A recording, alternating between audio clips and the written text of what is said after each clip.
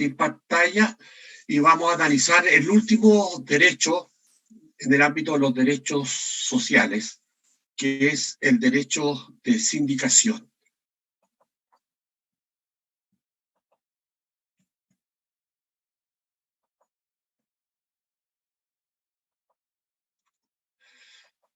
¿Se ve bien el PowerPoint en la pantalla? Sí, profesor, sí se ve. Sí. Ya, perfecto. Bueno, vamos a analizar este último derecho de los derechos de carácter social y en la segunda hora de clase vamos a empezar el análisis de los derechos patrimoniales, que son los derechos que están desde el artículo 19, número 21, hasta el 19, número 25. Y con ello vamos a concluir lo que es el curso. Por lo tanto,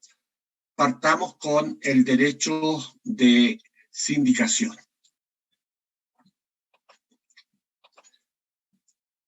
Bien.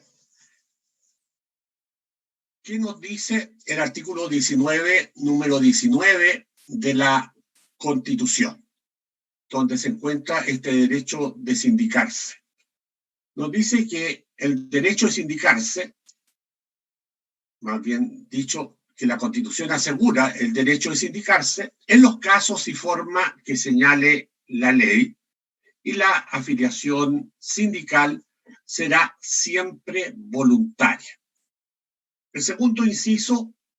señala que las organizaciones sindicales gozarán de personalidad jurídica por el solo hecho de registrar sus estatutos y actividades y actas constitutivas en las formas y condiciones que determine la ley.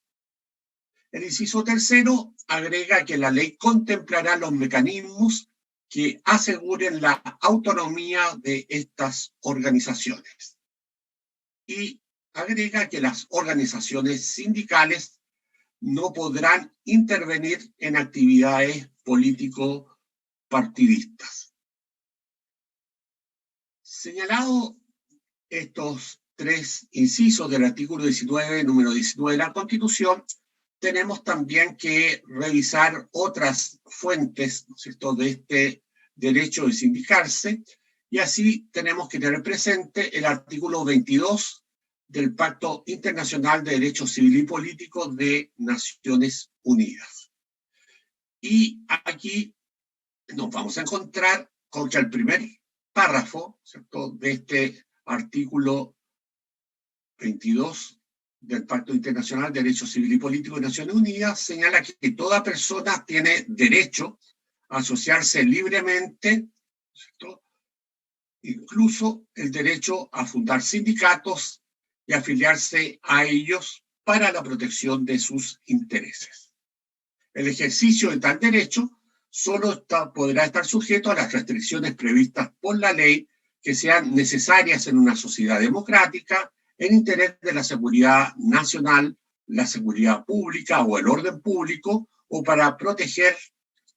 la moral pública o los derechos y libertades de los demás. El presente artículo no impedirá la imposición de restricciones legales al ejercicio de tal derecho cuando se trate de miembros de las Fuerzas Armadas y de la policía. A su vez, cabe señalar que el párrafo tercero de este artículo 22 establece que ninguna disposición de este artículo autoriza a los Estados partes en el convenio de la Organización Internacional del Trabajo en 1948 relativo a la libertad sindical y a la protección del derecho de sindicación a adoptar medidas legislativas que puedan menoscabar las garantías previstas en él, ni a aplicar la ley de tal manera que pueda menoscabar estas garantías. Podemos agregar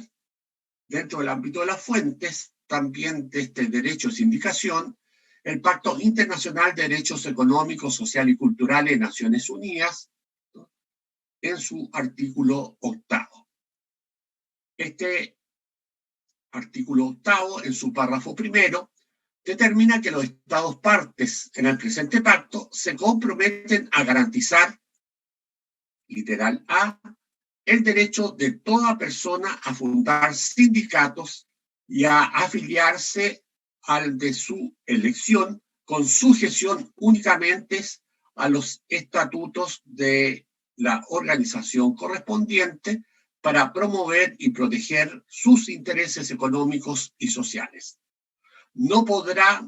imponerse otras restricciones al ejercicio de este derecho que las que prescribe la ley y que sean necesarias en una sociedad democrática en interés de la seguridad nacional o del orden público o para la protección de los derechos y de las libertades ajenos.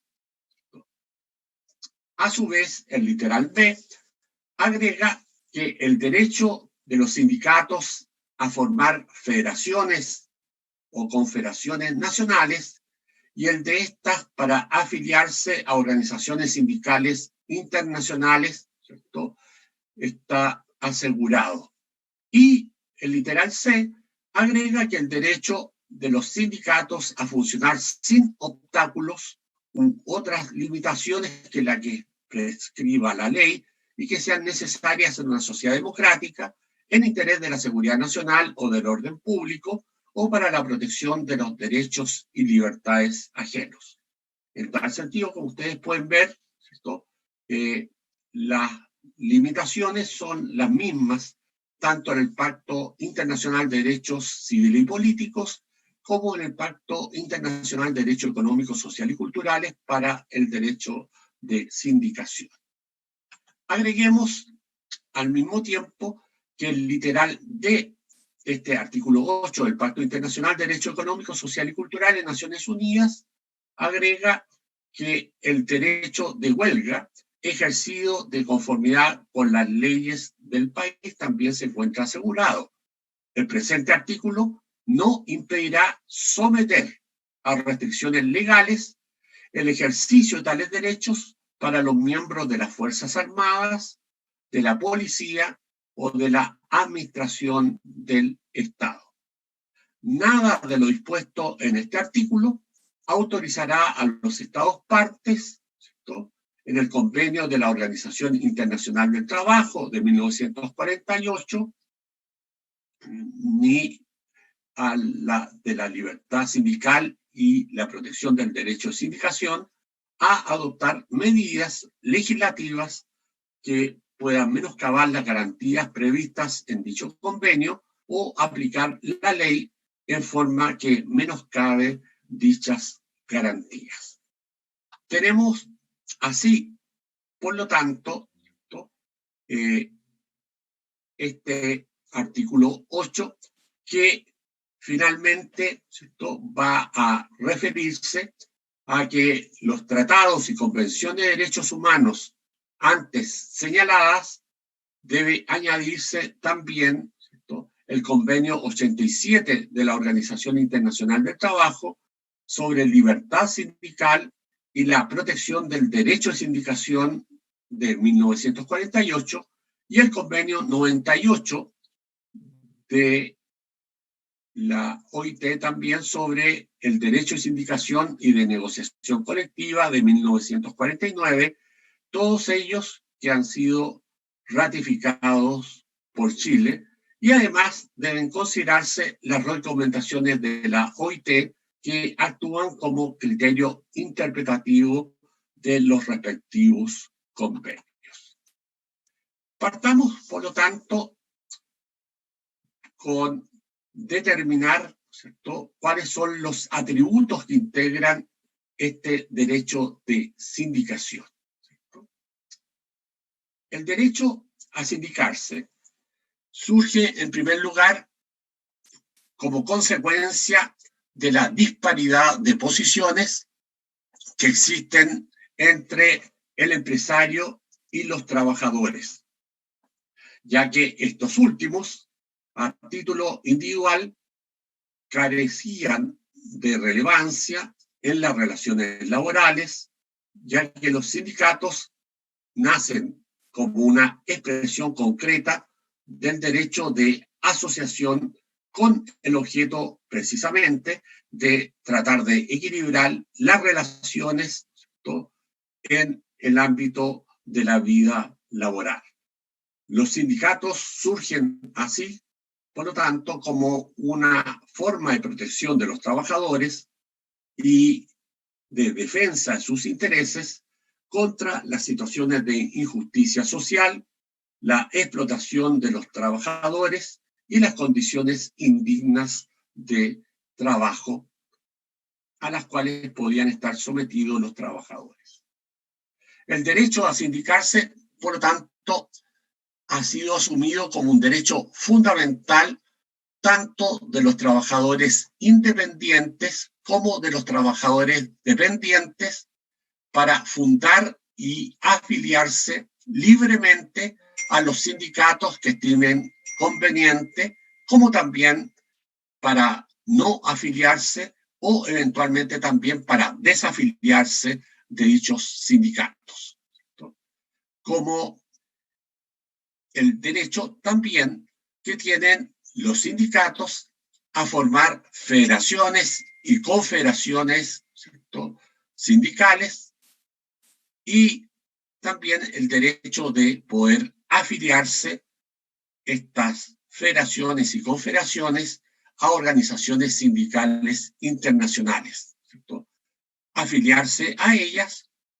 desafiliarse a ellas o no afiliarse a ellas con el objeto de ejercer derechos que en el caso de afiliación surgen en el ámbito, ¿cierto?, de la relación, ¿cierto?, como colectivo, el que se encuentra asegurado también por el artículo 19, número 19 de la Constitución. Por lo tanto, podemos decir que esta forma de estructurar sindicatos y además del derecho de estos sindicatos a formar federaciones y confederaciones y también afiliarse a organizaciones sindicales internacionales, forma parte en este sentido del derecho, ¿cierto?, de asociación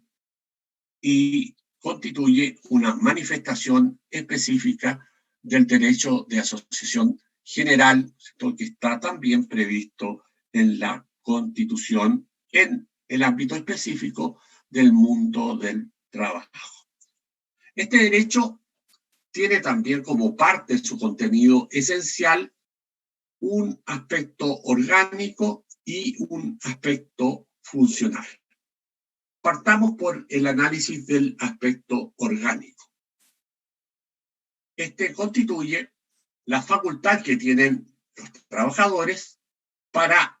constituir organizaciones con el propósito de defender sus intereses gremiales y socioeconómicos, lo que constituye la expresión del derecho general de asociación y del derecho que tienen los cuerpos intermedios de la sociedad, ¿cierto?, de, ¿cierto?, la garantía institucional de una autonomía relativa que está asegurada, ¿cierto?, en nuestro ordenamiento constitucional por el artículo 1 de la Constitución, ¿cierto? Este aspecto se encuentra a su vez expresamente asegurado también por el Convenio 87 de la Organización Internacional del Trabajo sobre libertad sindical y protección del derecho de sindicación, el cual precisa el derecho que tienen las organizaciones, ¿cierto?, para afiliarse, ¿cierto?, también a otras organizaciones, ¿cierto?, a partir del sindicato, como es, ¿cierto?, la posibilidad de afiliarse a federaciones o confederaciones sindicales. Agreguemos que desde el punto de vista funcional, el derecho de sindicación consiste en la facultad que tienen los trabajadores para afiliarse libremente, no afiliarse o desafiliarse de las organizaciones sindicales. Por otra parte, dicho control y dicha perspectiva, ¿cierto? Con el contenido esencial que tiene, ¿cierto? También protege a los trabajadores afiliados a organizaciones sindicales a no ser objeto de discriminación o de conductas antisindicales que puedan perjudicar sus derechos laborales. En este sentido, el artículo 1, inciso 2, literal B, de convenio de la OIT sobre libertad sindical y protección del derecho de sindicación determina la protección del trabajador contra todo acto que tenga por objeto despedir a un trabajador, perjudicarlo de cualquier otra forma a causa de su afiliación sindical o de su participación en actividades sindicales. Constituye asimismo una garantía constitucional, ¿cierto?, la autonomía de las organizaciones sindicales. En este sentido, vale la pena recordar el artículo 1, ¿cierto?, inciso 4 de la Constitución, el cual garantiza que el Estado reconoce y ampara a los grupos intermedios a través de los cuales se organiza la estructura y se estructura la sociedad y les garantiza a estos cuerpos intermedios la adecuada autonomía para cumplir sus fines específicos. A su vez, el artículo 19, número 19 de la Constitución, en su parte final, determina que la ley contemplará los mecanismos que aseguren la autonomía de estas organizaciones, ¿cierto?, de trabajadores, que son los sindicatos. Estas disposiciones de nuestra Carta Fundamental deben complementarse con el artículo 8.1 del Pacto Internacional de Derecho Económico, Social y Cultural de Naciones Unidas, en su literal C, el cual determina el derecho de los sindicatos a funcionar sin obstáculos y sin otras limitaciones que la que prescriba la ley y sean necesarias en una sociedad democrática en interés de la seguridad nacional o del orden público o para la protección de los derechos y libertades de carácter ajeno. A su vez, debemos también tener presente el artículo 3 del Convenio 87 de la Organización Internacional del Trabajo. En este sentido, este artículo 3 determina que las organizaciones de trabajadores y de empleadores tienen derecho de redactar sus estatutos y sus reglamentos administrativos, el de organizar su administración y sus actividades, y el de formular su programa de acción, debiendo las autoridades públicas abstenerse de toda intervención que tienda a limitar este derecho o a entorpecer su ejercicio legal, vale decir, su ejercicio de acuerdo con la ley. Asimismo, el artículo 4 de este mismo convenio 87 de la OIT explicita que las organizaciones de trabajadores y de empleadores no están sujetas a disolución o a suspensión por vía administrativa. Agreguemos que la autonomía sindical comprende la autonomía constituyente consistente en dictar sus propios estatutos, como la autonomía, ¿cierto?, que permite la elección democrática de sus propios dirigentes, de deliberar en forma libre por parte de los miembros de la organización sindical, el de proveer a la administración de dicha organización sindical y a establecer los servicios que sus asociados consideren útiles por sí mismos, y para concretar la autonomía de la acción sindical, que posibilita el desarrollo del ejercicio de los medios característicos de cada sindicato para obtener los fines perseguidos en su actividad sindical y su representación institucional, como también, finalmente, la autonomía federativa, vale decir, la facultad de vincularse a otros sindicatos en federaciones, confederaciones o, ¿cierto?, centrales de carácter sindical. Podemos también analizar la dimensión individual del derecho de sindicación. En este sentido, ¿cierto?, primero tenemos que considerar que esta dimensión individual consiste, ¿cierto?, en primer lugar, en el derecho que tienen, ¿cierto?, los trabajadores a fundar sindicatos sin autorización previa. En este sentido, el derecho a sindicarse, contemplado en el artículo primero del artículo 19 del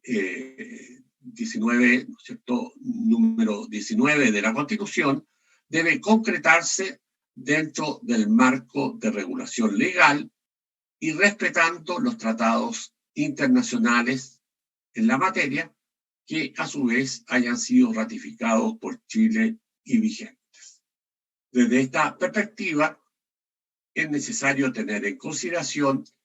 el artículo segundo del Convenio 87 de la Organización Internacional del Trabajo sobre libertad sindical, que asegura precisamente el derecho de los trabajadores y de los empleadores, sin ninguna distinción y sin autorización previa, para constituir las organizaciones que estimen convenientes, así como el derecho de afiliarse a estas organizaciones con la sola condición, ¿cierto?, de cumplir con los estatutos, ¿cierto?, de los mismos. Por otra parte, el artículo segundo del Convenio 98 de la Organización Internacional del Trabajo, en su inciso primero, refuerza dicho derecho y precisa que las organizaciones de trabajadores y de empleadores deberán gozar de una adecuada protección contra todo acto de injerencia de unas respecto de las otras, ya se realice directamente o por medio de sus agentes o miembros en su constitución, funcionamiento o administración.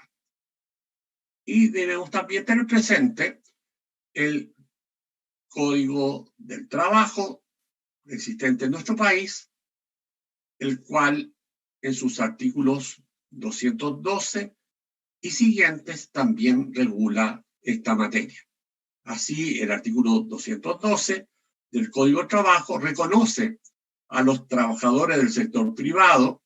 y de las empresas del Estado, cualquiera sea su naturaleza jurídica, el derecho para constituir sin autorización previa las organizaciones sindicales que estimen conveniente, con la sola condición de sujetarse a la ley y a los estatutos de la organización respectiva.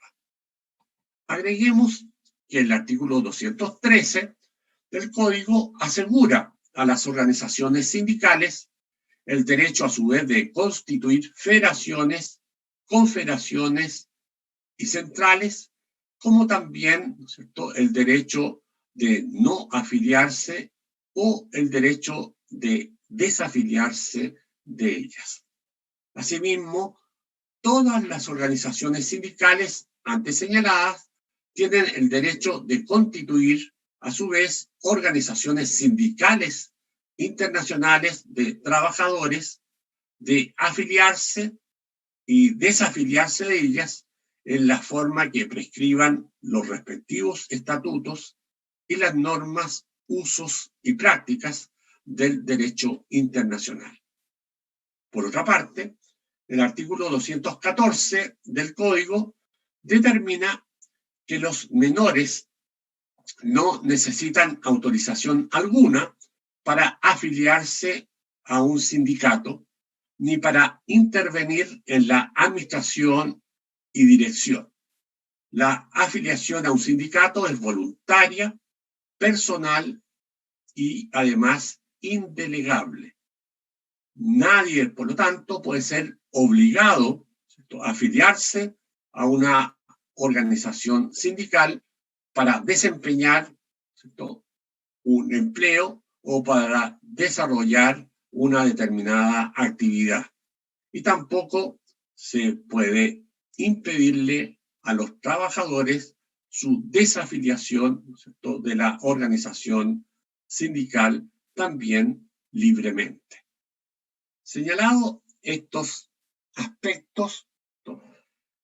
el artículo 215 del Código también prescribe que no se va a condicionar el empleo de un trabajador a la afiliación o desafiliación de una organización sindical. Del mismo modo, se prohíbe impedir o dificultar su afiliación, despedirlos injustificadamente para perjudicarlos en cualquier forma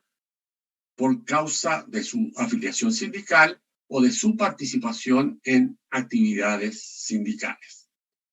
Y a su vez, el artículo 217 también del Código del Trabajo otorga a los funcionarios de las empresas del Estado dependientes del Ministerio de Defensa Nacional o que se relacionan con el gobierno a través de dicho ministerio para constituir organizaciones sindicales de conformidad a la disposición de este libro, sin perjuicio de las normas sobre negociación colectiva que también regula, ¿cierto?, en este sentido, ¿cierto?, el Código del Trabajo. A su vez, vamos a encontrarnos también que forma parte del derecho individual, ¿cierto?, que tienen los trabajadores para constituir o para afiliarse libremente a cualquier sindicato. En este sentido, ¿cierto?, la Constitución, en su inciso primero, frase final del artículo 19, número 19 de la Constitución, establece la voluntariedad de la afiliación sindical, por lo cual el trabajador la debe ejercer libre y voluntariamente, sin injerencia, vale decir, sin intromisión de terceros. En tal sentido, los trabajadores pueden libremente optar a pertenecer o no pertenecer a un sindicato por tener en esta perspectiva también el derecho de cada trabajador a constituir un sindicato o de afiliarse a aquel que libremente determine, lo que además se encuentra también asegurado, ¿cierto?, en el Código del Trabajo y en la Ley 19.759 del año 2001. En esta perspectiva, también podemos mencionar, ¿cierto?, que el artículo 8.1 del Pacto Internacional de Derechos Económicos, Sociales y Culturales de Naciones Unidas, en su literal A, complementariamente asegura el derecho de toda persona a fundar sindicatos y el de afiliarse al de su elección con sujeción únicamente a los estatutos de la organización correspondientes para promover y proteger sus intereses económicos y sociales. El Código del Trabajo, a su vez, en su artículo 220, determina, ¿cierto?, los principales derechos de las organizaciones sindicales sin que puedan considerarse taxativos. Ellos son así entre otros los siguientes. En este sentido, las organizaciones sindicales tienen la tarea de representar a sus afiliados en las diversas instancias de negociación colectiva, la de suscribir los instrumentos colectivos de trabajo que correspondan, velar por el cumplimiento de los derechos y también por los convenios colectivos, haciendo valer los derechos que dichos convenios colectivos nazcan o emanen. En segundo lugar, las organizaciones sindicales tienen también la tarea de representar a los trabajadores en el ejercicio de los derechos que emanen de los contratos individuales de trabajo cuando sean requeridos por los asociados, y en este sentido los representen en el ejercicio de los derechos que también puedan emanar de los instrumentos colectivos de trabajo, y también cuando se reclame de las infracciones legales o contractuales que afecten a la generalidad de los socios. En ningún caso podrán percibir las remuneraciones, ¿cierto?, de sus afiliados. Cabe también señalar que le corresponde asimismo a las organizaciones sindicales velar por el cumplimiento de las leyes del trabajo o de la seguridad social, denunciar sus infracciones ante las autoridades administrativas o judiciales, actuar como parte de los juicios de reclamaciones a que den lugar la aplicación de multas o de sanciones. Al mismo tiempo, también le corresponde a las organizaciones sindicales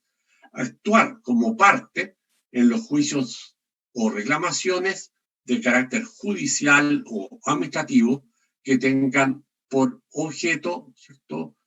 pronunciarse sobre prácticas desleales. En general, le corresponde asumir la representación del interés social comprometido por la inobservancia de las leyes de protección establecidas en favor de los afiliados a los sindicatos, conjunta o separadamente de los servicios estatales respectivos. En quinto lugar, le corresponde también a las organizaciones sindicales prestar ayuda a sus asociados y promover la cooperación mutua entre los mismos, estimular su convivencia humana, ¿cierto?, de carácter integral, y proporcionarles recreación. En sexto lugar, también los sindicatos deben promover la educación gremial, la educación técnica y general de sus asociados. Y en séptimo lugar, le corresponde también a las organizaciones sindicales canalizar inquietudes y necesidades de integración respecto de la empresa y respecto de su respectivo trabajo. Podemos también agregar otras, ¿cierto?, tareas que tienen las organizaciones sindicales, como son las de propender al mejoramiento de los sistemas de prevención de riesgos, de accidentes del trabajo o de enfermedades profesionales, sin perjuicio de la competencia de los comités paritarios de higiene y seguridad, pudiendo además formular planteamientos y peticiones, ¿cierto?, y exigir el pronunciamiento, ¿cierto?, en este caso, de las respectivas partes empresariales. En noveno lugar, también pueden concurrir a la constitución o asociarse a mutualidades, a fondos u otros servicios ellos. Estos servicios pueden consistir en asesorías técnicas, jurídicas, educacionales, culturales y también de promoción socioeconómica, ¿cierto?, de los trabajadores. Le corresponde también a los sindicatos constituir, concurrir a la constitución o asociarse a instituciones de carácter previsional o de salud, cualquiera sea su naturaleza jurídica, y participar en ellas. Asimismo, le corresponde propender al mejoramiento del nivel de empleo y participar en funciones de colocación de trabajadores. Y, en general, todas aquellas actividades que estén contempladas en los estatutos y que no estuvieran prohibidas, digamos, por la ley. Señalemos dentro de esta perspectiva que el proceso de formación de un sindicato se inicia con la iniciativa de uno o más trabajadores en orden a asociarse, determinando la clase de sindicato que ellos formarán y el contenido de las reglas estatutarias de la respectiva organización sindical que se formará. Esta etapa de formación del sindicato tiene protección jurídica respecto a los trabajadores que participan en ella. De acuerdo con el artículo 221 de la ley que ya señalamos anteriormente, estableció el fuero laboral entre los 10 días anteriores y los 30 días posteriores a la realización de la asamblea de constitución del sindicato, con el objeto de que la parte empresarial no provoque conductas, ¿cierto?, antisindicales que en el fondo pudieran amenazar, ¿cierto?, o intentar despedir a los trabajadores que están, ¿cierto?, formando el respectivo sindicato. A su vez, el artículo 309 del Código del Trabajo, ¿cierto?, extiende el beneficio del fuero sindical a todos los trabajadores que se incorporen al sindicato durante también el periodo de negociación colectiva. El fuero rige desde 10 días anteriores a la presentación del proyecto de contrato colectivo y hasta 30 días después de su suscripción o de la fecha de notificación del fallo ante, ¿cierto?, el juez arbitral cuando se trate, ¿cierto?, de un arbitraje. Veamos ahora lo que se relaciona, ¿cierto?, con la afiliación a un sindicato, respetando, ¿cierto?, sus estatutos, de donde emanan tanto derechos individuales y colectivos. Entre los derechos de ámbito individual, ¿cierto?, se encuentran principalmente los que regulan la relación entre el trabajador y el sindicato, como asimismo sus derechos de participación en la adopción de decisiones del sindicato y la elección de sus dirigentes. Entre los derechos colectivos se encuentran los que constituyen expresión de la organización democrática y que posibilitan la expresión colectiva de la organización sindical, ya sea en la asamblea, como también los de carácter institucional, que son expresión de la representación sindical o que constituyen, ¿cierto?, exposición de los programas de acción adoptados por el sindicato, como además la negociación colectiva y el recurso a la huelga. Podemos también señalar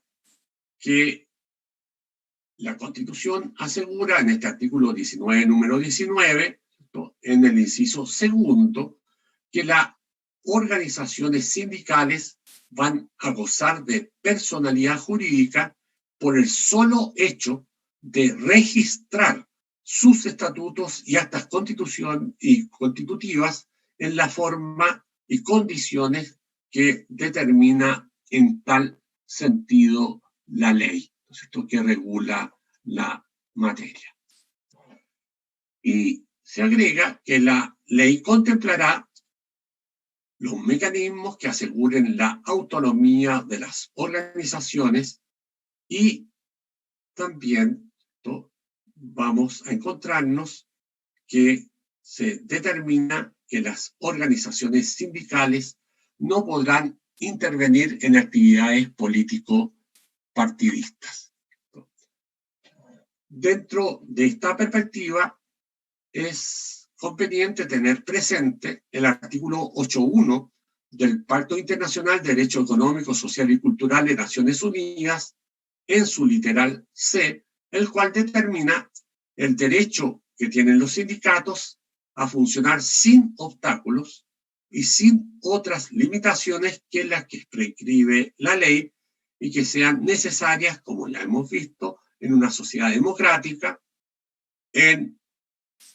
la perspectiva también, ¿no?, de asegurar, ¿no es cierto?, la seguridad nacional o el orden público, o para la protección de los derechos y libertades ajenos. A su vez, el artículo 3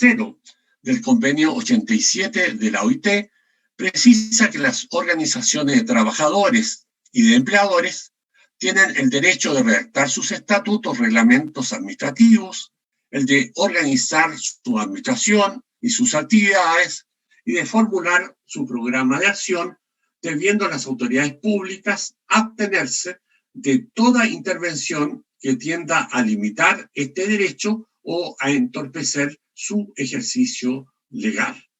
A su vez, el artículo 4 de la misma convención explicita que las organizaciones de trabajadores y de empleadores no estarán sujetas a disolución o suspensión por vía administrativa. Esto significa, ¿no?, que ellas solo pueden ser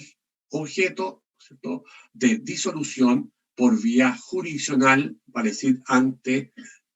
los jueces competentes. Señalemos también que la ley 19.759 de 2001, ya mencionada varias veces, consagra la plena autonomía de los sindicatos en su calidad de cuerpos intermedios de la sociedad,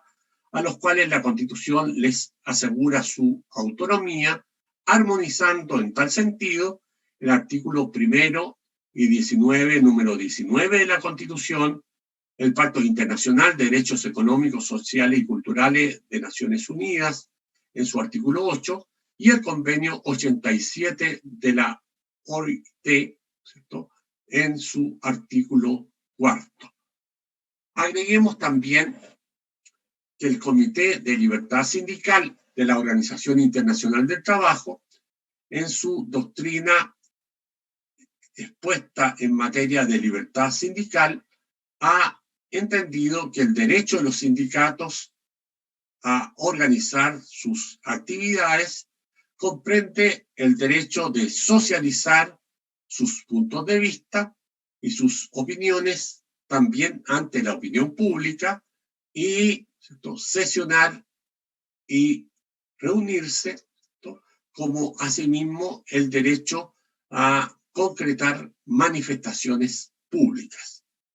Asimismo, también dicho comité ha determinado el derecho de las organizaciones profesionales a celebrar reuniones en sus locales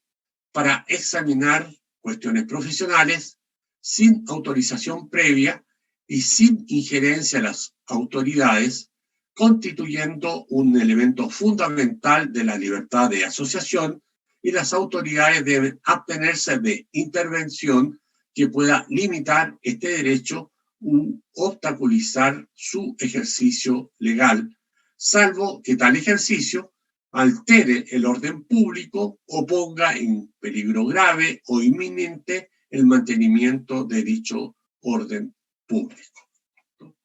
Agreguemos también que a partir del sindicato base, el derecho de sindicación comprende también las organizaciones laborales de grado superior, las cuales, ¿no es cierto?, desarrollan la autonomía colectiva ordenada a la Constitución, ¿no?, para formar estas organizaciones de grado superior, pudiendo conformar, por lo tanto, federaciones, confederaciones y centrales sindicales, además de afiliarse a organizaciones sindicales internacionales, como ya lo hemos señalado anteriormente. Estas decisiones deben ser adoptadas por la respectiva asamblea sindical sin que se exija una afiliación ascendente jerárquicamente, por lo que un sindicato puede afiliarse directamente a una confederación o a una federación sindical, ¿cierto? Como también puede afiliarse directamente a una central sindical, de acuerdo con los artículos 268, 280 y 281 del Código del Trabajo. De acuerdo, a su vez, con el artículo 8º,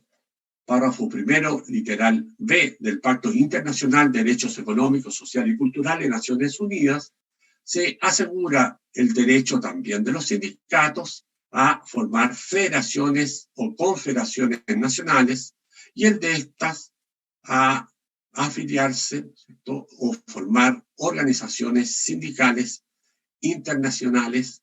o afiliarse a las ya existentes del mismo tipo. De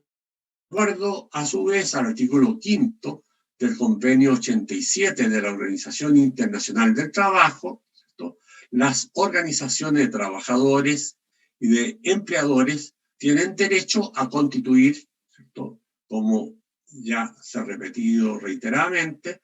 federaciones y confederaciones, así como el de afiliarse a ellas, y toda organización, federación o confederación tiene el derecho a afiliarse a organizaciones internacionales de trabajadores como también de empleadores. Podemos, a su vez, señalar que forma parte del contenido esencial de la libertad sindical la negociación colectiva, el derecho de huelga y la adopción de medidas de conflicto colectivo conforme, ¿cierto?, también con las funciones consubstanciales de una organización sindical. Los sindicatos ejercen en este sentido la función de defensa y promoción de los intereses económicos y sociales de los trabajadores. Los sindicatos tienen, por tanto, dentro de sus funciones, la atribución de plantear conflictos colectivos, declarar la huelga, formular su programa sindical, promover la afiliación de trabajadores, organizar y desarrollar las elecciones de sus representantes. El Código de Trabajo, en su artículo 266, determina que se entiende por federación la unión, ¿cierto?, de dos o más sindicatos y por confederación la unión de 3 o más federaciones o de 20 o más sindicatos. A su vez, el artículo 267 establece que sin perjuicio de la finalidad que el artículo 220 reconoce a las organizaciones sindicales, las federaciones y confederaciones podrán prestar asistencia y a su vez asesoría a las organizaciones de inferior grado que ellas agrupen. También podemos señalar que el artículo 268 del Código del Trabajo establece que la participación de un sindicato en la constitución de una federación y la afiliación a ellas o la desafiliación a las mismas deben ser, además, acordadas por la mayoría absoluta de sus afiliados, mediante votación secreta y en presencia de un ministro de fe. A su vez, también tenemos que tener presente las limitaciones, ¿no?, de este derecho de sindicación, ¿no? Así, ¿no?, podemos establecer que la Constitución, en su artículo 19, número 19, en su inciso final, frase final, establece una limitación a la actividad de las organizaciones sindicales que debemos tener presente. ¿Cuál es esta limitación? Es de que no podrán intervenir en actividades político-administrativas. Cabe también señalar que hay una reserva de ley en materia de regulación del derecho de sindicación, la cual está establecida tanto en el artículo 19, número 19, inciso primero de la Constitución, como también en los tratados de derechos humanos, destacando en esta materia el Pacto Internacional de Derechos Económicos, Sociales y Culturales de Naciones Unidas en su artículo 8. Por lo tanto, ¿cierto?, la regulación, ¿cierto?, de los sindicatos, ¿cierto?, por parte del Estado debe hacerse, ¿cierto?, a través de la ley, ¿cierto?, y por lo tanto solo la ley puede regular o establecer restricciones o limitaciones, ¿cierto?, al ejercicio del derecho de sindicación. Debe tenerse también presente que el legislador, al regular este derecho de sindicación, no puede afectar su contenido esencial de acuerdo con el artículo 19, número 26 de la Constitución, como asimismo las limitaciones o restricciones que puedan imponerse al ejercicio del derecho están limitadas, como lo señala el Pacto Internacional de Derechos Económicos, Sociales y Culturales, en el artículo 8.1, literal A, ¿cierto? Y ellas son solo las que sean necesarias en una sociedad democrática, en interés de la seguridad nacional o del orden público, o para proteger los derechos y libertades ajenos. Por lo tanto, estas son las únicas limitaciones, ¿no?, que puede tener en consideración la ley para establecer restricciones, ¿cierto?, a la actuación de las organizaciones sindicales. A su vez, el artículo 8.2 del Pacto Internacional de Derechos Económicos, Sociales y Culturales de Naciones Unidas precisa que el presente artículo no impedirá, ¿cierto?, someter a restricciones legales el ejercicio de tales derechos para miembros de las Fuerzas Armadas, de la Policía o de la Administración del Estado. Por lo tanto, hay que tener presente, ¿cierto?, que en este sentido, ¿cierto?, hay restricciones mayores, ¿cierto?, de carácter legal, en todo caso, ¿cierto?, para sindicarse, ¿cierto?, de quienes son miembros de las Fuerzas Armadas, de la Policía o de la Administración del Estado.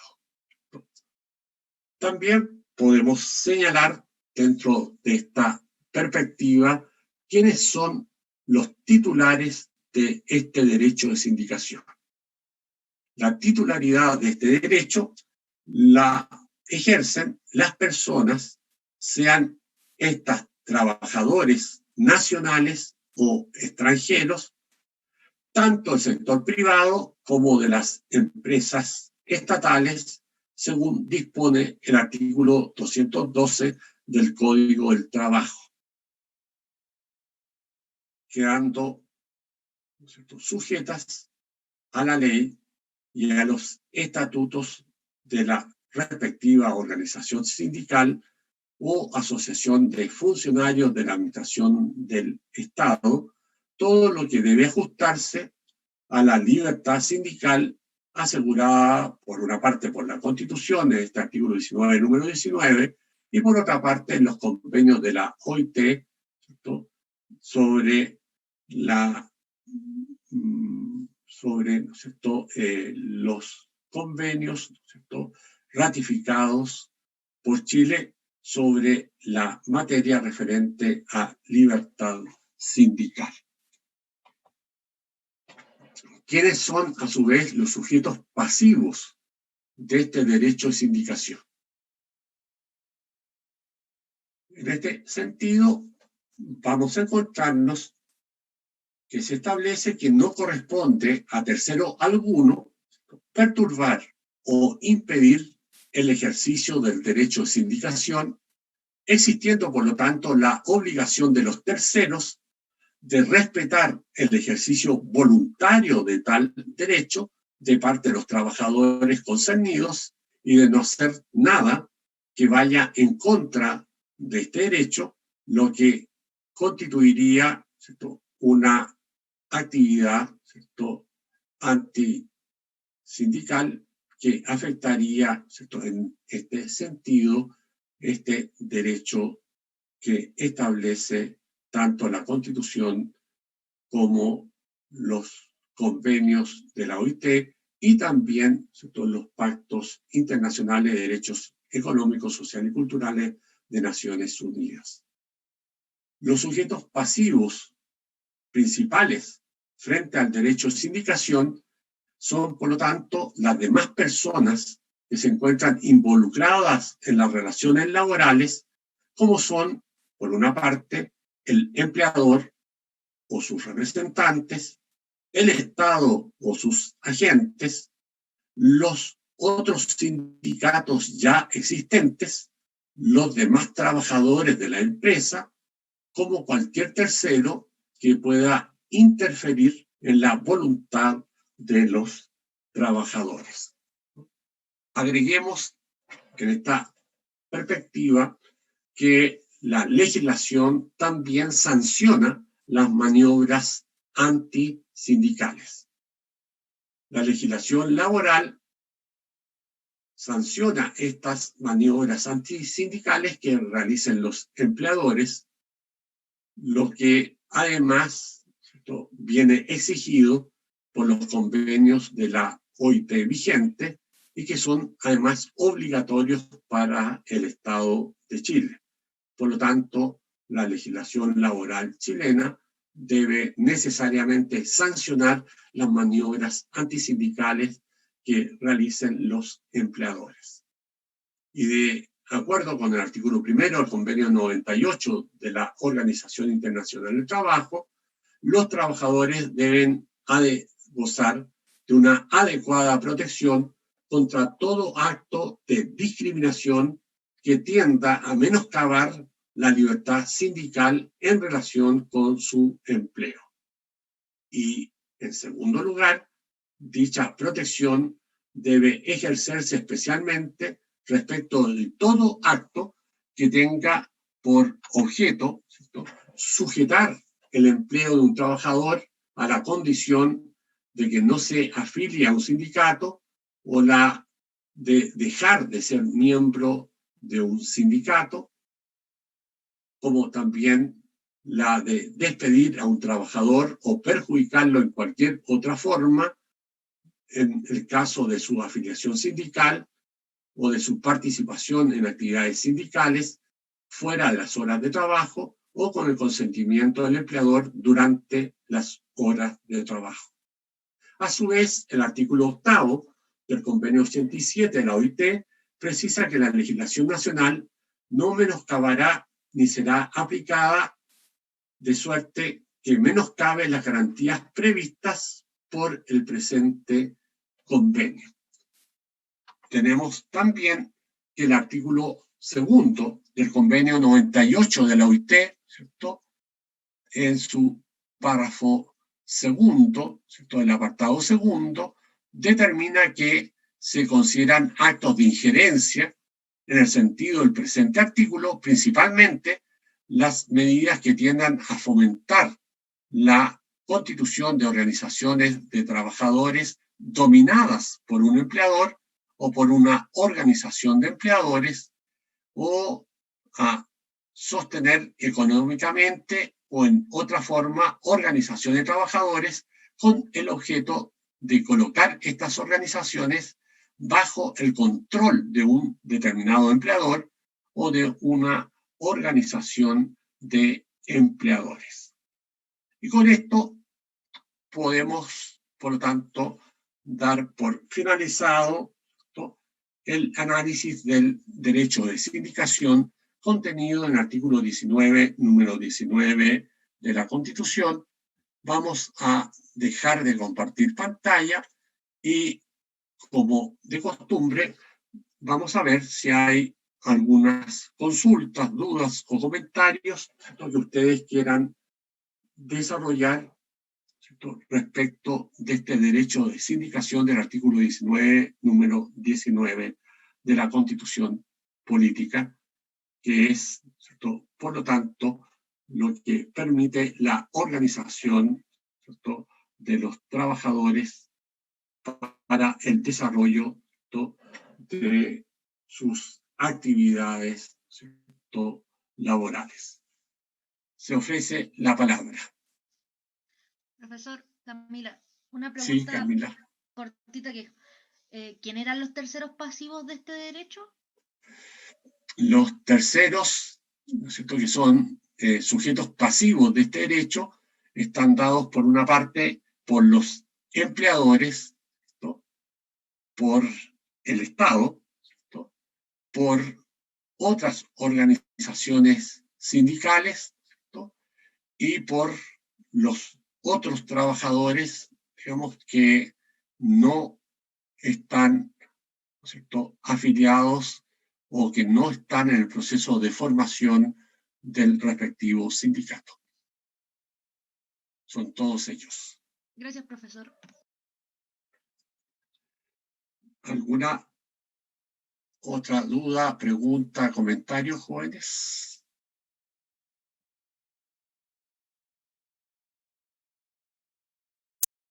Bien, si no la hay, vamos por lo tanto a tomarnos el correspondiente descanso y retomamos, por lo tanto, a las 11 en punto de la mañana, la segunda hora de clase, donde ya empezaremos a analizar, ¿cierto?, el primero de los derechos, ¿cierto?, que aparecen dentro de los derechos patrimoniales, que es el artículo 19, número 21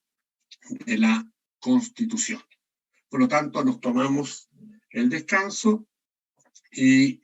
volvemos, ¿cierto?, a las 11 en punto, ¿cierto?, para desarrollar dicho derecho.